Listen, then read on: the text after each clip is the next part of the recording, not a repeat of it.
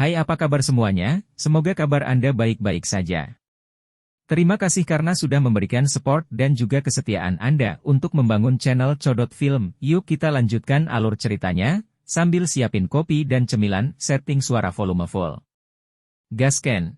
Mang Tianci. Langit malam seperti air yang tersebar di daratan. Cahaya bulan yang sejuk tersebar ke bawah dan menutupi seluruh pegunungan dengan lapisan benang perak. Di tengah pegunungan, sekelompok bangunan berdiri satu demi satu. Mereka seperti banyak binatang purba yang berdiri di bawah sinar bulan, memancarkan jejak aura kuno. Saat ini, aula ini cukup terang. Beberapa hari ini merupakan periode perayaan bagi klan Gu dan banyak tempat diterangi dan didekorasi dengan baik. Itu dipenuhi dengan suasana yang menggembirakan. Itu tampak sangat tenang di gunung yang jauh dari aula kuno yang megah ini. Tanpa kebisingan, tempat ini seperti kediaman seorang pertapa. Itu tenang dan sunyi. Sosok seputih salju berdiri di puncak gunung dengan cara yang elegan. Matanya yang cantik menatap ke aula yang cukup terang tanpa membuat suara apapun. Tidak ada yang tahu persis apa yang dia pikirkan. Apa kau tidak akan istirahat? Suara lembut tiba-tiba terdengar di puncak gunung. Sosok berpakaian hijau berjalan keluar dari hutan.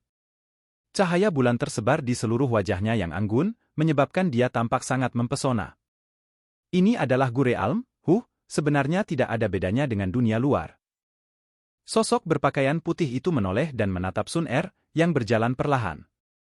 Tekanan yang harus dihadapi seseorang di sini jauh lebih besar daripada di dunia luar.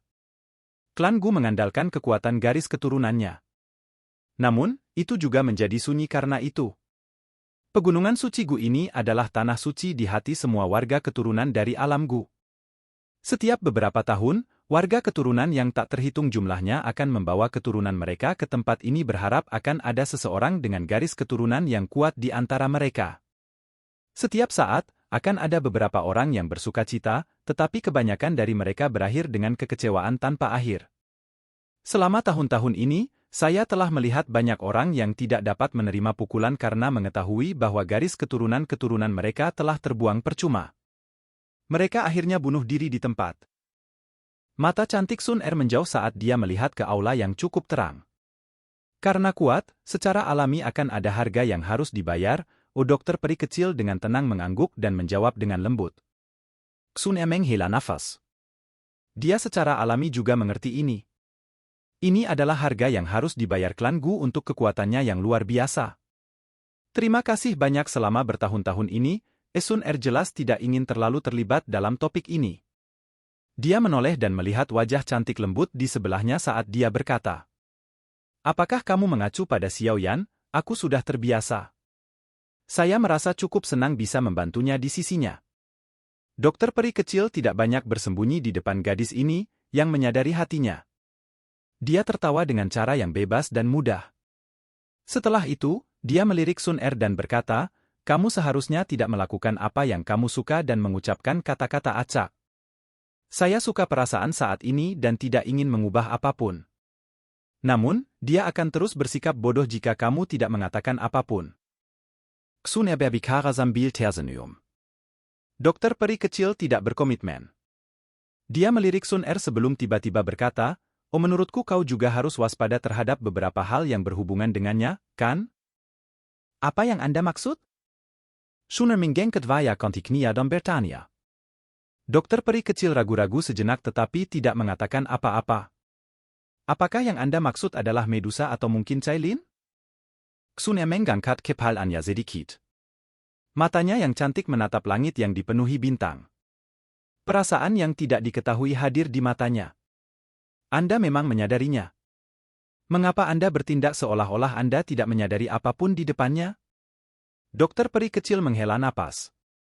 Dengan kemampuan pengumpulan informasi dari klan Gu dan status Sun Er saat ini di klan Gu, yang perlu dia lakukan hanyalah membuka mulutnya dan cukup banyak orang yang akan menyampaikan hubungan antara Cailin dan Xiao Yan kepadanya. Jadi bagaimana jika ini masalahnya? Jangan bilang kalau aku harus marah di depannya dan membuatnya membunuh Cailin? Sun Er meringkuk mulut kecilnya. Sudut mulutnya melengkung menjadi lengkungan yang dangkal dan memikat. Sepertinya dia ingin tersenyum tapi akhirnya mendesah pelan. Dia bergumam, Sebenarnya, saya pusing dengan masalah ini. Orang lain hanya berharap aku akan meninggalkannya dan malah akhirnya membencinya karena masalah ini. Namun, saya sadar ini tidak mungkin. Karena ini masalahnya, mengapa saya harus membuat diri saya tidak bahagia? Sun Er melirik dokter peri kecil ketika dia selesai berbicara.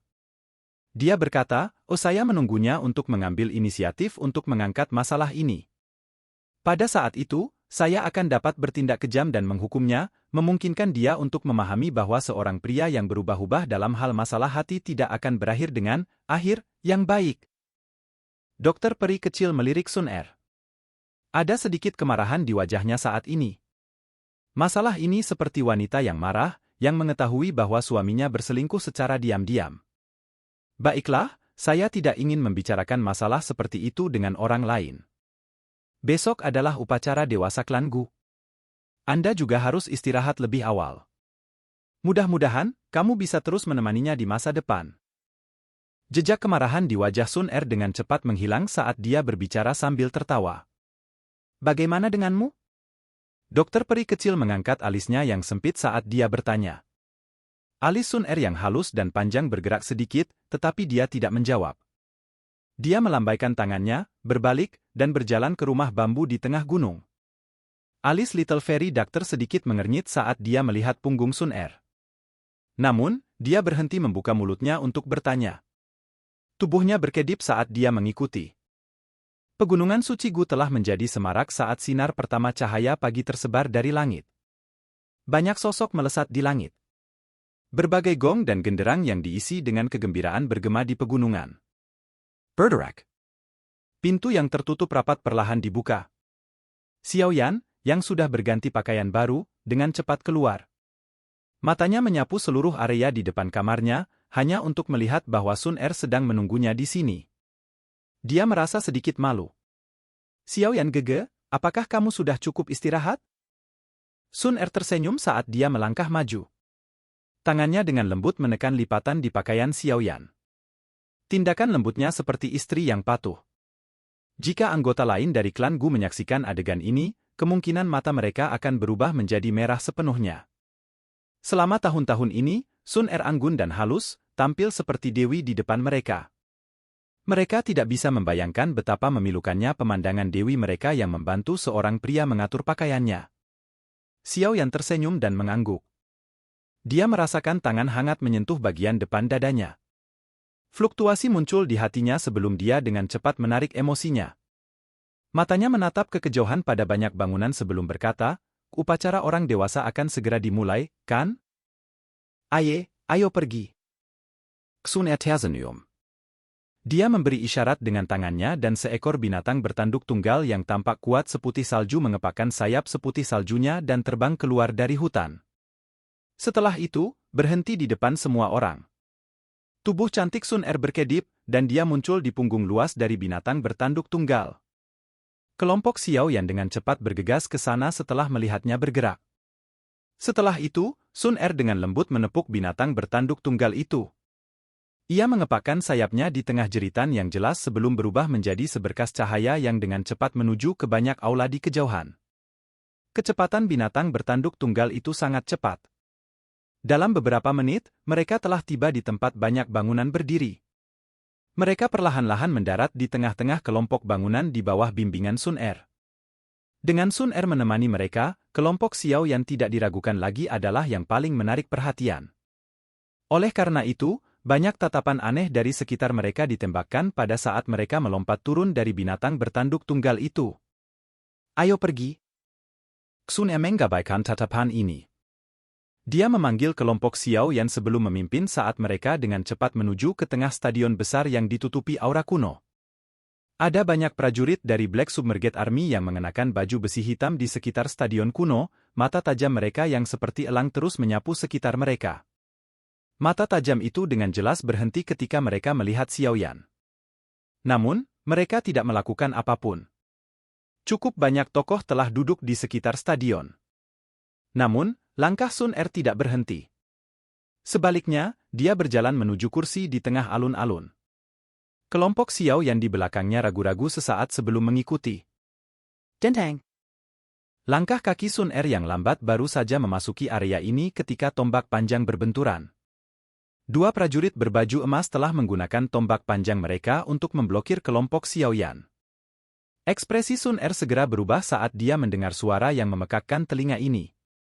Kemarahan perlahan muncul di dalam hatinya. Minggir! Kedua prajurit berbaju emas itu terkejut ketika mereka mendengar suara sedingin es terdengar di samping telinga mereka. Mereka sedikit ragu-ragu. Nona muda, tidak perlu mempersulit mereka. Daerah ini adalah tempat yang istimewa. Siapapun yang belum diundang secara khusus oleh klan tidak diizinkan masuk. Tolong menjadi. Tawa samar perlahan keluar. Xiaoyan yang tenang menyapu matanya dan menemukan seorang lelaki tua dengan tangan di belakang punggungnya. Orang tua ini mirip dengan Guqian. Dari prajurit lapis baja emas di wilayah ini, Xiaoyan sadar bahwa tempat ini kemungkinan besar merupakan daerah khusus. Dia tidak terlalu tertarik dengan bidang seperti itu. Namun, Sun Er tidak berpikir seperti itu. Sejak Xiaoyan datang ke klan Gu, secara alami ada kebutuhan baginya untuk memberinya keramahan terbaik. Tempat ini sedikit menarik perhatian, dan Sun Er juga hadir. Makanya, banyak mata dari langsung melesat.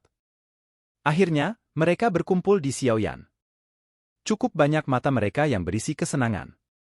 Nona muda, kakak laki-laki benar. Meskipun Xiaoyan adalah teman baikmu, dia belum memenuhi persyaratan. Oleh karena itu, sebuah suara dari samping ditransmisikan. Itu penatua Guqian yang telah menyerang Xiaoyan saat itu. Vayak Sun Ezidingenes. Mata cantiknya samar-samar mengandung api emas di dalamnya. Hambatan berulang oleh orang-orang tua ini tampaknya benar-benar membangkitkan amarah di dalam hatinya. Guqian, Gusu, apakah kalian berdua orang tua yang tidak tahu malu melakukannya dengan benar? Aku yang dulu juga malas repot-repot kalian berdua membuli seseorang.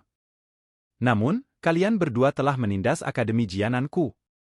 Apa menurutmu aku yang dulu itu lembut? Sebelum Sun Er hendak meletus, kutukan hebat meletus di langit. Xiaoyan agak akrab dengan suara ini, menyebabkan dia sedikit terkejut. Mang Tianqi? Duo Guqian kaget saat Xiaoyan merasa tercengang. Ekspresi mereka segera berubah sedikit saat suara terkejut keluar dari mulut mereka. Silakan pergi ke.